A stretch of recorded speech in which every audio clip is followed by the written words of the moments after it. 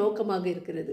அவங்க தப்பு செய்தவர்களோ செய்யாதவர்களோ யாராக இருந்தாலும் காவல் நிலையத்தில் சென்று புகார் கொடுத்து விட வேண்டும். அதுதான் எல்லோருடைய நோக்கம். ஏனென்றால் யார் முதலில் சென்று புகார் கொடுக்கிறாங்களோ அவங்க சட்டத்தை மதிப்பவர்களாகவும் அல்லது அவங்க மேல தவறில்லை அப்படிங்கிறதும் பிரதிபலிக்க கூடும் அப்படின்றது ஒரு நம்பிக்கை எல்லோரிடமும் இருப்பதால் முதலில் எல்லோரும் அணுகுவது காவல் நிலையத்தை தான். காவல் நிலையத்தில் எந்தெந்த புகார்களை எடுத்துக்கொள்ளலாம் அப்படின்னு ஒன்று இருக்கு.